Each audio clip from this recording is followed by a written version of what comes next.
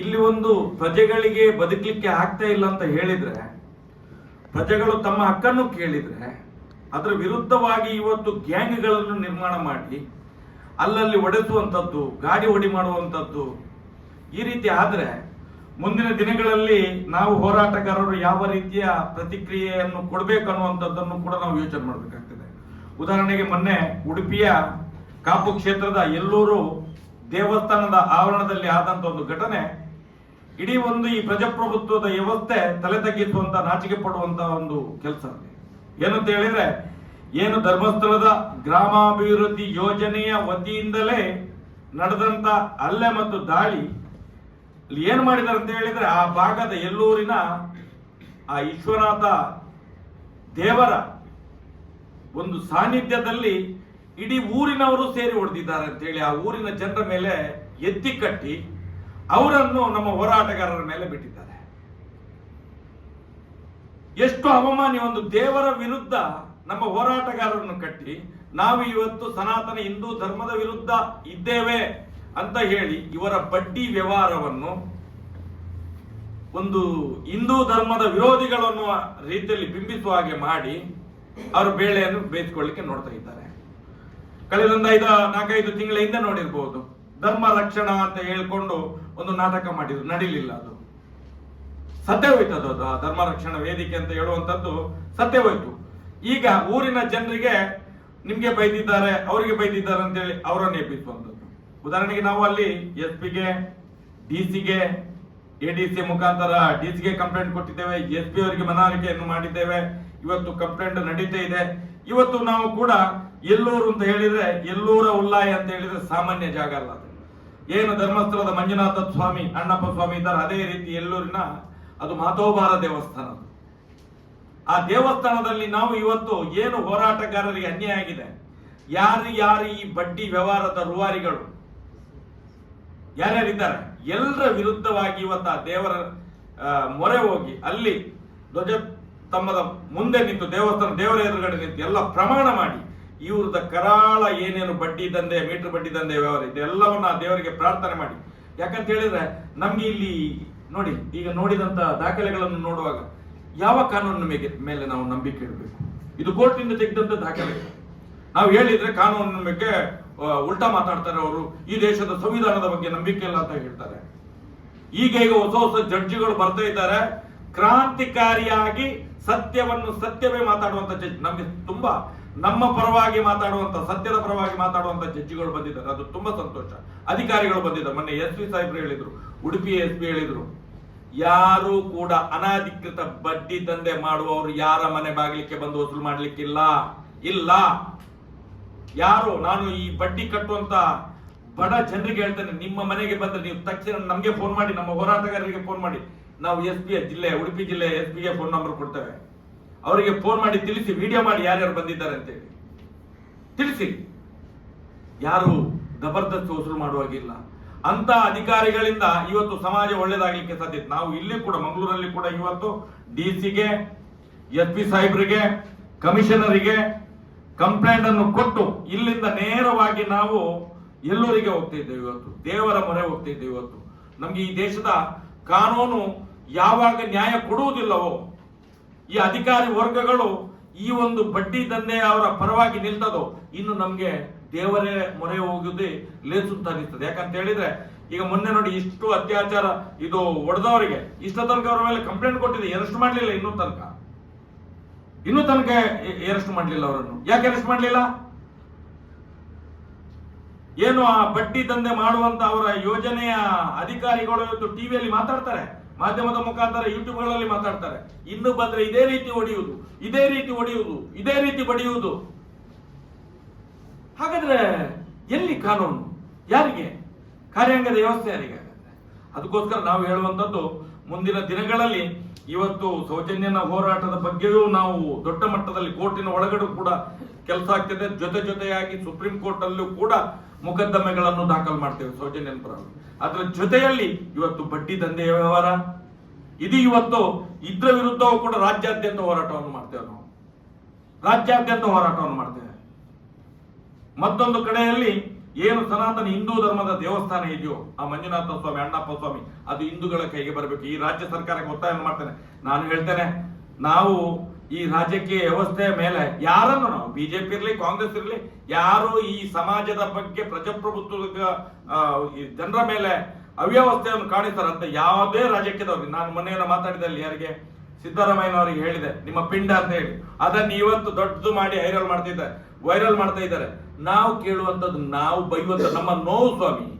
ನೀವು 12 ವರ್ಷದಿಂದ ನಿಮ್ಮ ಹತ್ರ ಮಾನ ಮರ್ಯಾದೆಯಿಂದ ಈ ದೇಶದ ಸಂವಿಧಾನವನ್ನು ಅಪ್ಪಿಕೊಂಡು ನಾವು ನ್ಯಾಯ ಕೇಳಿದ್ರೆ ಕೊಡುವುದಿಲ್ಲ. ನೀವು ಶಾಸಕಾಂಗದ ವ್ಯವಸ್ಥೆಯಲ್ಲಿ ಇಂಥ ಅತ್ಯಾಚಾರಿಗಳ ಪಾಪಿಗಳ ಕಾಲನ್ನ ಧೂಳನ್ನು ನಗ್ತೀರಿ, ನೋವಾಗುದಿಲ್ಲ ನಮ್ಗೆ. ಇದನ್ನು ಮಾಡಿದ್ರೆ ವೈರಲ್ ಮಾಡ್ತಾರೆ. ವೈರಲ್ ಮಾಡೋರು ಯಾರು? ಬೇರೆ ಯಾರೆಲ್ಲ ಬಿಜೆಪಿಯ, ಕಾಂಗ್ರೆಸ್ನವರಿಗೆ ಬೈದ್ರೆ ಬಿಜೆಪಿ ಅವರು ಹಾಕು, ಮಹೇಶ್ ಶೆಟ್ಟಿಯನ್ನು ಯಾಕೆ ಬಂಧಿಸುವುದಿಲ್ಲ ಅಂತ ಹೇಳಿ. ಅರೆ ಬಂಧಿಸಿ ಸ್ವಾಮಿ ನಮ್ಮನ್ನು. ನಾವು ಏನ್ ತಪ್ಪು ಮಾಡಿದ್ದೇವೆ? ನಾವೇ ಓಟು ಕೊಟ್ಟು ಬೆಳೆಸಿದಂತವರೇ ತಪ್ಪು ಮಾಡಿದ್ರೆ ತಪ್ಪು ಅಂತ ಹೇಳಲಿಕ್ಕೆ ನಮ್ಗೆ ರೈಟ್ ಇಲ್ವೋ? ನಮ್ಗೆ ಪ್ರಜಾಪ್ರಭುತ್ವದಲ್ಲಿ ನಾವೇ ಕೇಳ್ಬೇಕಲ್ಲ ಅದನ್ನು. ಅರೆ ನಾವು ನಮ್ಮ ಅಪ್ಪ ತಪ್ಪು ಮಾಡಿದ್ರೆ ಪ್ರಶ್ನೆ ಮಾಡುವಂತ ಜನಗಳು. ಯಾಕಂತ ಹೇಳಿದ್ರೆ ನಾವು ಸತ್ಯ ಬಿಟ್ಟು ಹೋಗೋರಲ್ಲ, ನಾವು ಧರ್ಮ ಬಿಟ್ಟು ಹೋಗೋರಲ್ಲ, ನಾವು ನ್ಯಾಯ ಬಿಟ್ಟು ಹೋಗೋರಲ್ಲ. ನಾವು ಈ ರಾಜ್ಯದ ಮುಖ್ಯಮಂತ್ರಿಯನ್ನು ಪ್ರಶ್ನೆ ಮಾಡದೆ, ಈ ದೇಶದ ಪ್ರಧಾನಿಯನ್ನು ಪ್ರಶ್ನೆ ಮಾಡದೆ ಎಲ್ಲಿ ನಾವು ಅಮೆರಿಕಕ್ಕೆ ಹೋಗ್ಬೇಕು? ನಾವು ಪ್ರಶ್ನೆ ಮಾಡ್ಲಿಕ್ಕೆ ನಮ್ಗೆ ನ್ಯಾಯ ಕೊಡಿ ಅಂತ ಹೇಳಿ ನಾಚಿಕೆ ಆಗ್ಬೇಕು ಪಾಪಿಗಳಿಗೆ. ಇವತ್ತು ಬೈತಾನೆ ಬೇಕಾದ್ರೆ ನಾನು, ಇಡೀ ರಾಜ್ಯದ ವ್ಯವಸ್ಥೆ ನೀವು ಏನೇನು ಮಾಡ್ತಿದ್ದೀರಿ, ನಿಮ್ಮ ಹೆಂಡತಿ ಮಕ್ಕಳನ್ನು ಸಾಕ್ಲಿಕ್ಕೆ ನೀವು ಬಿಜೆಪಿ ಅವನಿರ್ಲಿ, ಕಾಂಗ್ರೆಸ್ ನವನಿರ್ಲಿ, JDS ನವನಿರ್ಲಿ, ನಿಮ್ಮ ಹೆಂಡತಿ ಮಕ್ಕಳಿಗೆ ಸಾಯ್ಲಿಕ್ಕೆ ನೀವು ಇಷ್ಟೆಲ್ಲ ಬೇಡದನ್ನೆಲ್ಲ ಮಾಡೋದು. ನೀವು ಜನರ ಹಿತ ಕಾಯ್ಲಿಕ್ಕೆ ಅಲ್ಲ, ಈ ದೇಶದ ಹಿತ ಕಾಯ್ಲಿಕ್ಕೆ ಅಲ್ಲ, ಅಖಂಡ ಭಾರತದ ಕಲ್ಪನೆಗೋಸ್ಕರ ಅಲ್ಲ, ನೀವು ನಿಮ್ಮ ಹೆಂಡತಿ ಮಕ್ಕಳನ್ನು ಸಾಕ್ಲಿಕ್ಕೋಸ್ಕರ ನೀವು ಈ ರೀತಿಯ ರಾಜಕೀಯ ಮಾಡೋದು. ಇವತ್ತು ಹೇಳ್ತೇನೆ ನಾನು, ಏನ್ ಮಾಡ್ತೀನಿ, ನಮ್ಮನ್ನು ಗಲ್ಲಿಗೆ ಏರಿಸ್ತೀರಾ? ಏರಿಸಿ. ಅದಕ್ಕಿಂತ ಮೊದಲು ನಿಮ್ದು ಈ ಹಿಸ್ಟ್ರಿ ಆಗ್ತದೆ. ಇದು ಎಚ್ಚರಿಕೆ ನಿಮ್ಗೆ, ರಾಜಕೀಯದವರಿಗೆಲ್ಲ. ನಿಮ್ಗೆ ಆ ಅಣ್ಣಪ್ಪ ಮಂಜುನಾಥ ಸ್ವಾಮಿಯ ಶಾಪ, ಅದೇ ಮಹಾತೋಬಾರ ಆ ಎಲ್ಲೂರು ವಿಶ್ವನಾಥ ದೇವರ ಶಾಪ ನಿಮ್ಗೆಲ್ಲ ತರ್ತದೆ ಮುಂದಿನ ದಿನಗಳಲ್ಲಿ. ನಾನು ಹೇಳ್ತಾ 12 ವರ್ಷದಿಂದ ಹೇಳ್ತಾ ಇದ್ದಾರೆ. ನಮ್ಮ ನೋವನ್ನು ಹೇಳುದು, ಇಡೀ ಸಮಾಜದ ನೋವನ್ನು ಹೇಳ್ತಿದ್ದೇವೆ. ಅರ್ಥ ಆಗುದಿಲ್ಲ ನಿಮ್ಗೆ? ಅರ್ಥ ಆಗುದಿಲ್ಲ. ಪುನಃ ಬಂದು ಅಲ್ಲೇ ಕೈಗಾಲಿ ಹಿಡಿತೀರಿ. ಪಾಪಿಗಳಿದ್ದು, ಅತ್ಯಾಚಾರಿಗಳಿದ್ದು. ನಾಚಿಕೆ ಆಗ್ಬೇಕು ನಿಮ್ಗೆ. ಮಾನ ಮರ್ಯಾದೆ ಇಲ್ಲದವ್ರು ನಿಮ್ಮ ನಾವೆಲ್ಲ ಬೆಳೆಸುದು. ನಮ್ದು ತಪ್ಪು ಅಂತ ಹೇಳ್ಬೇಕು. ನಾವು ಕೆಲವು ಸಲ ನೋಡ್ಬೇಕು. ಅದಕ್ಕೋಸ್ಕರ ಮಾತಾಡುವಾಗ ನಾವು ಯಾರ್ದು ವಿರುದ್ಧ ಮಾತಾಡೋದಲ್ಲ. ಬಿಜೆಪಿ ಇರ್ಲಿ, ಕಾಂಗ್ರೆಸ್ ಯಾರು ಅವನವನ ಹೆಂಡತಿ ಮಕ್ಕಳನ್ನು ಸಾಕ್ಲಿಕ್ಕಿದ್ದು ನಮ್ಮನ್ನಲ್ಲ, ಕಣ್ಣಿಗೆ ಕಾಣ್ತದಲ್ಲ. ಇನ್ನೂ ಅವರನ್ನು ನಾವು ಕಾಯ್ಬೇಕು, ನ್ಯಾಯ ಕೊಡ್ತಾರೆ ಅಂತ ಹೇಳಿ. ಈ ದೇಶದ ಸಂವಿಧಾನದ ಮೇಲೆ, ಕಾನೂನಿನ ಮೇಲೆ ನಂಬಿಕೆ ಇಟ್ಟೆ ಇವತ್ತು ಮಾತಾಡ್ತಾ ಇದ್ದೇವೆ. ನಮ್ಮಲ್ಲಿ ಇವತ್ತು ಸುಪ್ರೀಂ ಕೋರ್ಟ್ ಅಲ್ಲಿ ಇರ್ಬೋದು, ಹೈಕೋರ್ಟ್ ಅಲ್ಲಿ ಇರ್ಬೋದು, ನಮ್ಮ ಹಾಗೆ ಹೋರಾಟ ಮಾಡುವಂತ 1000 ವಕೀಲರುಗಳು ನಿರ್ಮಾಣ ಆಗ್ತಾ ಇದ್ದಾರೆ. ನಮ್ಗೆ ಯಾವ ರಾಜಕೀಯ ವ್ಯಕ್ತಿಗಳ ಶಕ್ತಿಗಳಿಂದ ನಮ್ಗೆ ಅಗತ್ಯವಿಲ್ಲ. ನಿಮ್ಗೆ ಇನ್ನೂ ಅವಕಾಶ ಇದೆ. ನಾಳ್ದು 2ನೇ ತಾರೀಕಿಗೆ ಹೇಳ್ತಾ ಬಂದಿದ್ದೇವೆ. ಹೇಳ್ತಾ ಬಂದಿದ್ದೇವೆ ನಾವು. ನಾಳ್ದು 10 ತಾರೀಕಿಗೆ ಇದೆ, 12 ತಾರೀಕಿಗೆ, ಇವತ್ತು ಕೂಡ ಹೇಳ್ತೇವೆ. ಮೊನ್ನೆ 19 ತಾರೀಕಿಗೆ ಇತ್ತು, ಕೊಡ್ಲಿಲ್ಲ. ನೀವು NOC ಕೊಡ್ಲಿಲ್ಲ ರಾಜ್ಯ ಸರ್ಕಾರದವರು. ಆ ಪಾಪವನ್ನು ತಿಂತೀರಿ ನೀವು. ಇನ್ನು ನಾಳ್ದು 2ನೇ ತಾರೀಕಿಗೆ, ಇನ್ನು ಕೊಡಿ. ಇಲ್ಲಾದ್ರೆ ನಿಮ್ಮ ಮನೆ ಮಕ್ಕಳಿಗೂ ಶಾಪನೆ. ಯಾಕಂತ ಹೇಳಿದ್ರೆ ನಾವು ತಪ್ಪು ಮಾಡಲಿಲ್ಲ. ನಾವು ಯಾರ ಹತ್ರ ನ್ಯಾಯ ಕೇಳೋದು? ಎಲ್ಲ ದುಡ್ಡಿನಿಂದಲೇ, ಎಲ್ಲ ಅಧಿಕಾರದಿಂದಲೇ ಆಗ್ತದೆ, ಎಲ್ಲ ರಾಜಕೀಯದಿಂದಲೇ ಆಗ್ತದೆ ಅಂತ ಹೇಳಿದ್ರೆ ಈ ಮತದಾನಗಳು ಬೇಕಾ? ಯಾಕೆ ಈ ಅತ್ಯಾಚಾರಿ ಇದ್ದಾನೆಲ್ಲ ಕಾಮಂದ ಮಾಡಿ ಅವನನ್ನೇ ಪ್ರಧಾನಮಂತ್ರಿ ಮಾಡಿ, ರಾಜ್ಯದ ಮುಖ್ಯಮಂತ್ರಿ ಮಾಡಿ, ಈ ರಾಜ್ಯವನ್ನು ಹಾಳು ಮಾಡಿ, ಅತ್ಯಾಚಾರಿಗಳ ದೇಶ ಅಂತ ಹೇಳಿ ಒಂದು ಹೆಸರಿಟ್ಬಿಡಿ. ನಾಮರ್ದಗಳೆಲ್ಲ ನೀವೆಲ್ಲ. ಇದನ್ನು ಹೇಳಲಿಕ್ಕೆ ಇಚ್ಛೆ ಪಡ್ತೇನೆ ನಾನು. ಯಾಕಂತ ಹೇಳಿದ್ರೆ ಬದುಕಿದ್ದು ಜಾಸ್ತಿ ಆಗಿದೆ, ನೀವು ಉಳಿದಿರುವುದು ಕಮ್ಮಿ. ಅದ್ರ ಒಳಗಡೆ ಖಂಡಿತವಾಗಿಯೂ ನ್ಯಾಯವನ್ನು ಈ ದೇಶದ ಕಾನೂನಿನ ಒಳಗಡೆಯಿಂದಲೇ ಕಿತ್ಕೊಳ್ತೇವೆ, ನಾವು ಪಡ್ಕೊಳ್ತೇವೆ. ನಾವು ಈ ಧೈರ್ಯ ನಮ್ಮ ಹತ್ರ ಇದೆ. ಈ ದೇಶದ ಕಾನೂನಿನ ಮೇಲೆ ನಂಬಿಕೆ ಇದೆ, ಈ ದೇಶದ ಸಂವಿಧಾನದ ಮೇಲೆ ನಂಬಿಕೆ ಇದೆ. ಆದಷ್ಟು ಬೇಗ ಈ ಸಂವಿಧಾನದ ಕಾನೂನಿನೊಳಗೆ ಕೆಲಸ ಮಾಡುವಂತ ಎಲ್ಲ ಧರ್ಮ ಪರವಾಗಿ, ನ್ಯಾಯಪರವಾಗಿ, ಸತ್ಯದ ಕೆಲಸ ಮಾಡುವಂತವರಿಗೆ ಕೈ ಮುಗಿದು ಜೋಡಿಸಿಕೊಳ್ಳುವುದು. ನಿಮ್ಮಿಂದಾದ್ರೂ ಒಂದು ನ್ಯಾಯ ತೀರ್ಮಾನ ಆಗಲಿ ಆದಷ್ಟು ಬೇಗ ಅಂತ ಕೇಳ್ತಾ ನನ್ನ ಪ್ರಶ್ನೆಯನ್ನು ಮಾತನ್ನು ಮುಗಿಸ್ತೇನೆ. ಏನಾದರೂ ಪ್ರಶ್ನೆಗಳಿದ್ರೆ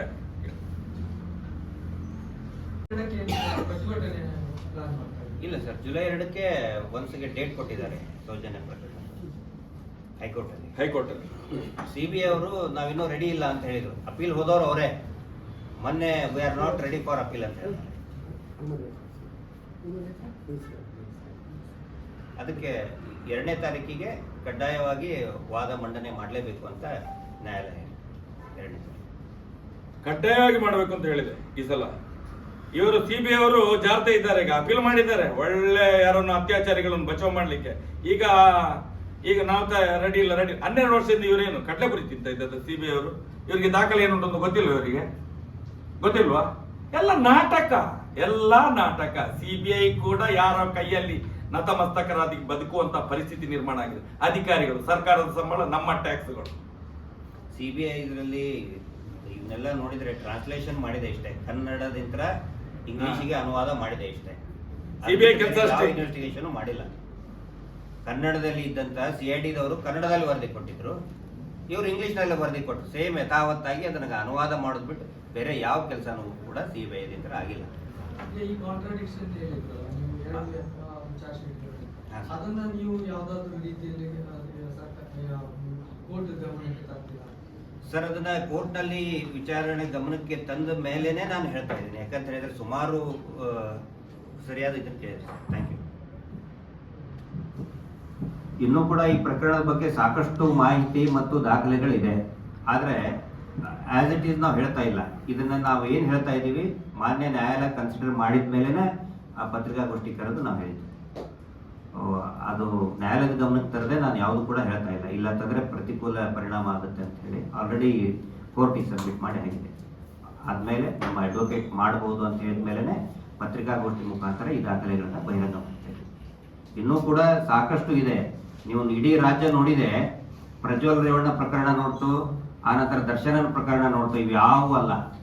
ಇಲ್ಲಿ ಆದಂತಹ ಹತ್ಯಾಕಾಂಡದ ಎದುರುಗೆ, ಧರ್ಮಸ್ಥಳದಲ್ಲಿ ನಡೆದಂತಹ ಹತ್ಯಾಕಾಂಡದ ಎದುರುಗಡೆ ದರ್ಶನ್ ಕೇಸು, ಪ್ರಜ್ವಲ್ ಕೇಸ್ ಏನೂ ಅಲ್ಲ. ನಮ್ಮ ಹತ್ರ ಎಲ್ಲಾ ಮಾಹಿತಿಗಳು ಕೂಡ ನಮ್ಮ ಹತ್ರ ಇದೆ. ಕೋರ್ಟ್ ನಂಬುವಂತಹ ಮಾಹಿತಿಗಳು, ಕ್ರಿಮಿನಲ್ ಜಸ್ಟಿಸ್ ಸಿಸ್ಟಮ್ ನಂಬುವಂತಹ ಮಾಹಿತಿಗಳು ನಮ್ಮ ಹತ್ರ ಇದೆ.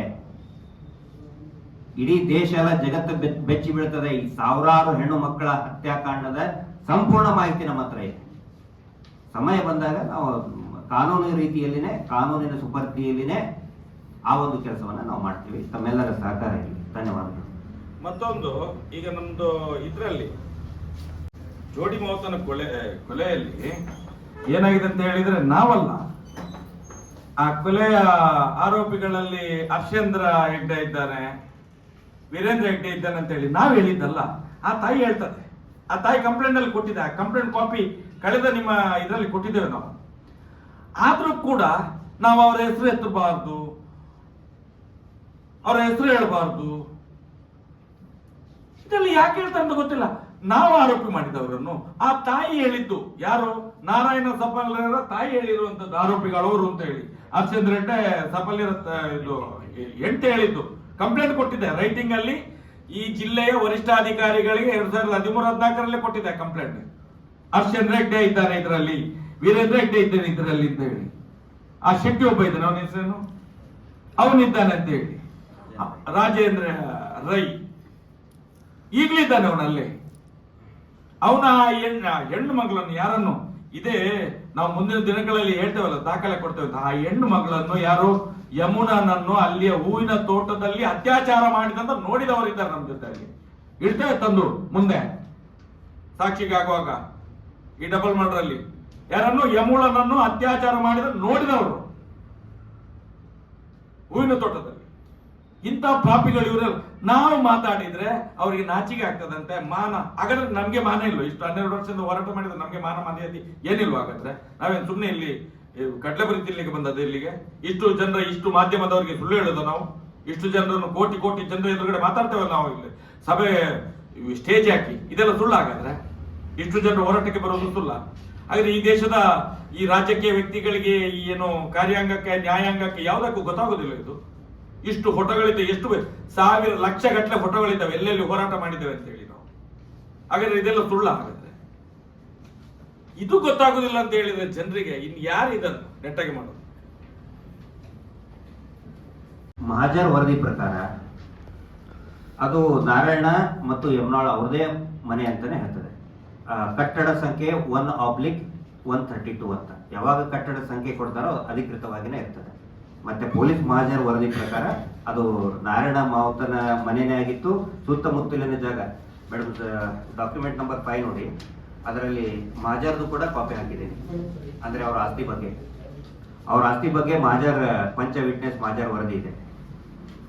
ಮತ್ತೆ ಎಂಟೈರ್ ಸಿ ರಿಪೋರ್ಟ್ ಸಾಫ್ಟ್ ಕಾಪಿ ತಮ್ಮ ಹತ್ರ ಕೊಟ್ಟಿರ್ತೇನೆ. ಯಾಕಂದ್ರೆ ಬಹಳ ದೊಡ್ಡದಿದೆ, ಟೋಟಲಿ ಒಂದು 54 ಪೇಜ್ ಇದೆ.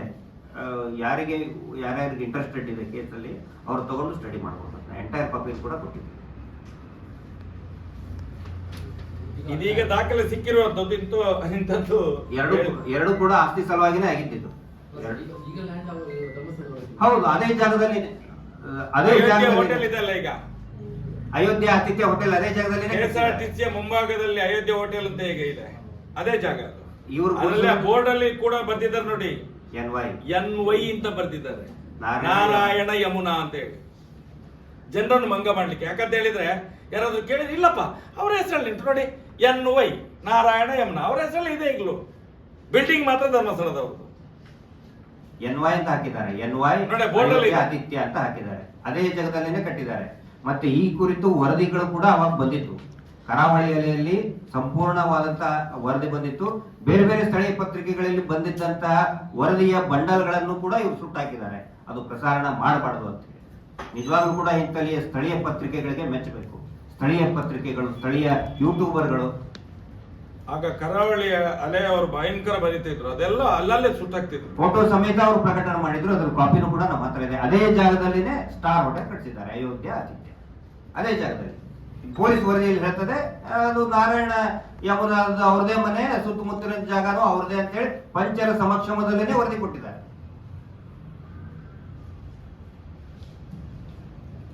ಅವರ ಹೆಸರಿಗೆ ದಾಖಲೆ ಆಗಿದೆ, ಈಗ ಇಲ್ಲ ಅಂತ ಹೇಳುವಂಥದ್ದು ಕೇಳ್ತಿದ್ದಾರೆ. ಹಾಗಾದ್ರೆ ಒಂದು ಸರ್ಕಾರಿ ಜಾಗದಲ್ಲಿ ಒಬ್ಬ ಕೂತ್ರೆ ಅದು ಅವಂದೇ ಜಾಗ ಅಲ್ಲ, ಅವನ ಜಾಗ ಇವರಿಗೆ ಹೇಗೆ ಆಗ್ತದೆ? ಹಾಗಾದ್ರೆ ಇವ್ರನ್ನ ಎಬ್ಬಿಸಿದ ಮೇಲೆ ಬಿಲ್ಡಿಂಗ್ ಕಟ್ಟೋದು 4-5 ದಿವಸ ಸುಮ್ಮನೆ ಇದ್ರು, ಮತ್ತೆ ಮಣ್ಣು ಹಾಕಿ ಲೆವೆಲ್ ಮಾಡಿ ಆ ಜಾಗದೆಲ್ಲ ಅಲ್ಲಿಂದ ಏನು ಸ್ಟಾರ್ಟಿಂಗ್ ಏನು ಮನೆ ಇತ್ತು ಎಲ್ಲ ಅದಕ್ಕೆ ದಾಖಲೆಗಳು ನಮ್ಮ ಹತ್ರ ಇದೆ, ಎಲ್ಲ ದಾಖಲೆಗಳು. ಎಲ್ಲ ಮಾಧ್ಯಮ ಮಿತ್ರರಿಗೆ ಸೌಜನ್ಯ ಹೋರಾಟ ಸಮಿತಿಯ ಪರವಾಗಿ ಧನ್ಯವಾದವನ್ನು ಸಮರ್ಪಿಸ್ತಾ ಇದ್ದೇವೆ. ಜೊತೆಗೆ ದಯವಿಟ್ಟು ಇಷ್ಟರವರೆಗೆ ಎಲ್ಲ ರೀತಿಯಲ್ಲೂ ಸಹಕಾರ ಕೊಟ್ಟಿದ್ದೀರಾ. ಇದರಲ್ಲಿ ಆ ಕ್ಷೇತ್ರದ ಮೇಲೆ ಭಯ ಮತ್ತೆ ಭಕ್ತಿ ಇರಲಿ, ಆ ವ್ಯಕ್ತಿಗಳ ಮೇಲೆ ಧಾರ್ಮಿಕ ಭಾವನೆಯಿಂದ ದಯವಿಟ್ಟು ಮಾಧ್ಯಮಗಳು ಸ್ವಲ್ಪ ಹೊರಬರಬೇಕಂತ ಈ ಮೂಲಕ ನಾನು ನಿಮ್ಮಲ್ಲಿ ಕಳಕಳಿಯ ವಿನಂತಿ ಮಾಡ್ತಾ ಇದ್ದೇನೆ. ಬಹುಶಃ ನಿಮಗೆ ಕಾಣಬಹುದು, ಪ್ರಕೃತಿ ಮುನಿದ್ರೆ ಏನು ಮಾಡ್ಲಿಕ್ಕೂ ಸಾಧ್ಯ ಇಲ್ಲ. ನಮಗೆ ಗೊತ್ತಿದೆ, ಕರ್ನಾಟಕದಾದ್ಯಂತ ಇವತ್ತು 1-2 ಗ್ಯಾಪಿನ ಅಂತರದಲ್ಲಿ ಬಹುದೊಡ್ಡ ಅತ್ಯಾಚಾರ ಮತ್ತೆ ಅನಾಚಾರದ ಒಂದು ವಿಚಾರ ಹೊರಬಂತು. ಮುಂದಿನ ದಿನಗಳಲ್ಲಿ ನಾವು ತುಳುನಾಡ ಧರ್ಮದೇವಗಳಲ್ಲಿ ಪ್ರಾರ್ಥಿಸುವುದು, ದೇಶದಾದ್ಯಂತ ಇರುವಂತಹ ಎಲ್ಲಾ ಮಾಧ್ಯಮಗಳಲ್ಲೂ ಒಂದು 6 ತಿಂಗಳ ಕಾಲ ಇವರನ್ನು ರುಬ್ಬುವಂತ ದಿನಗಳು ಮುಂದೆ ಬರ್ತಾ ಇದೆ ಅಂತ ನಮಗೆ ನಂಬಿಕೆ ಇದೆ. ಹಾಗಿರುವಾಗ ತಾವೆಲ್ಲರೂ ದಯವಿಟ್ಟು ಈ ಒಂದು ವಿಚಾರದಲ್ಲಿ ಒಂದು ಸೂತಕದ ಮನೆಗೆ ನ್ಯಾಯ ಸಿಕ್ಕುವ ದೃಷ್ಟಿಯಲ್ಲಿ ಒಂದು ಸುಂದರ ಬದುಕಿನ ಅಲ್ಲಿಯ ಬಡವರ ಬದುಕನ್ನು ಕಸಿದುಕೊಳ್ತಾ ಇದ್ದಾರೆ. ಈ ಎಲ್ಲ ದೃಷ್ಟಿಯಲ್ಲಿ ಒಂದು ಸತ್ಯದ ಹೋರಾಟವನ್ನು ಮಾಡಿದ್ದೇವೆ. ದಯವಿಟ್ಟು ನಂಬಿಕೆಯ ಒಂದು ಭಾವನೆಯಲ್ಲಿ ಮಾಧ್ಯಮಗಳೆಲ್ಲ ಮುಂದಿನ ದಿನಗಳಲ್ಲಿ ನಮ್ಮ ಜೊತೆ ಕೈ ಸೇರಿಸಬೇಕಂತ ನಿಮ್ಮಲ್ಲಿ ಮತ್ತೊಮ್ಮೆ ಶಿರವಾಗಿ ಪ್ರಾರ್ಥಿಸ್ತಾ ಇದ್ದೇವೆ.